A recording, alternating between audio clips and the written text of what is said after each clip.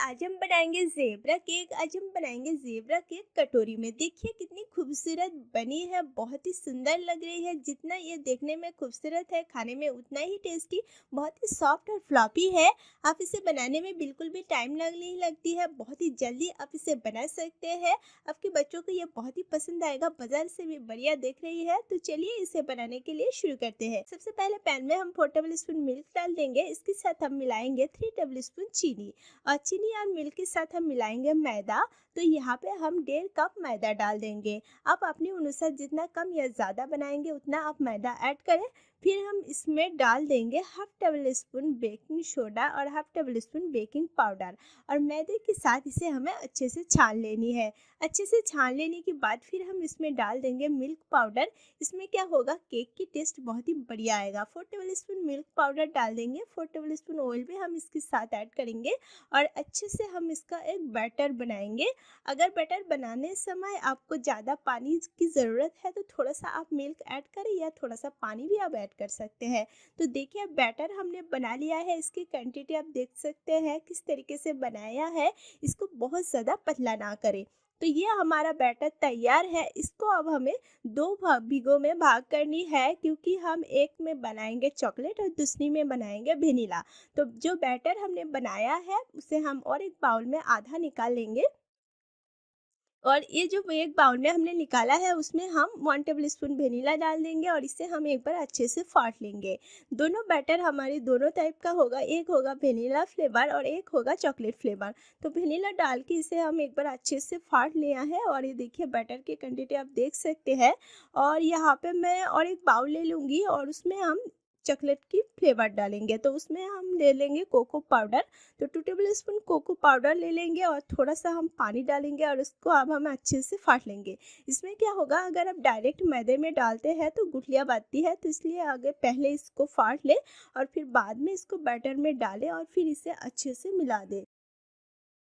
डालने के बाद अच्छे से बैटर को तैयार करनी है। यहाँ पे हमारे दोनों बैटर तैयार है, एक है वेनिला, दूसरा है चॉकलेट। आप चाहे तो कोई और भी फ्लेवर ऐड करें अपने हिसाब से। तो दोनों फ्लेवर तैयार है। अब हम चलते हैं केक बनाने के लिए। तो यहाँ पे हम कटोरी में बनाएंगे, तो कटोरी में थोड़ा सा घी लगाएंगे। घी की जगह आप ऑयल भी लगा सकते हैं। और फिर इसके ऊपर हम डाल देंगे मैदा। मैदा डालने से क्या होता है, जो केक है वो आसानी से निकल आती है। और मैदा को कुछ इस तरीके से कटोरी में लेके घुमाइए। उसमें क्या होगा, जो कटोरी है सारी जगह पे अगर मैदा लगेगा तो ही जो केक है वो आसानी से निकल आएगा। तो इस तरीके से सारी कटोरी में हमने मैदा डाल दिया है। अब हम इसमें बैटर डाल देते हैं। पहले वेनिला बैटर डाल देते हैं, बाद में चॉकलेट बैटर डालते हैं। इसी तरीके से प्रोसेस करनी है, पहले वेनिला बाद में चॉकलेट, पहले वेनिला बाद में चॉकलेट। बटर आप डालेंगे उसमें थोड़ा सा खाली रखें। उसमें क्या होगा, केक जब बेक होगा तो वो अच्छे से रहेंगे, वरना वो बाहर निकल आएगा तो केक की शेप अच्छे से नहीं बनेगा, वो खराब हो जाएगा। तो एक के ऊपर दूसरा बैटर डालते रहिए और फिर इस तरीके से देखिए बैटर डालना कंप्लीट है। अब हम इसके ऊपर थोड़ा सा डिज़ाइन करेंगे।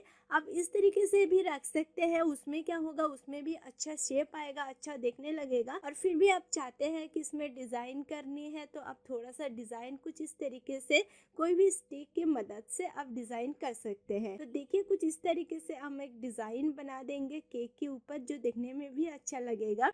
और सारी केक में हम सेम डिज़ाइन बना देंगे और फिर इसके ऊपर हम रख देंगे टूटी फूटी। एक ही हम टूटी फूटी रख देंगे। एक की टूटी फूटी की जगह आप बादाम रख सकते हैं, पिस्ता रख सकते हैं या किशमिश भी आप रख सकते हैं। उसमें क्या होगा, ये देखने में भी और भी खूबसूरत लगेगा। तो केक हम अच्छे से कटोरी में डाल दिया है। अब हम इसमें बेक कर लेते हैं। कढ़ाई में हमने नमक डाला है, नमक के ऊपर हम एक कटोरी की मुंह रख दिया है।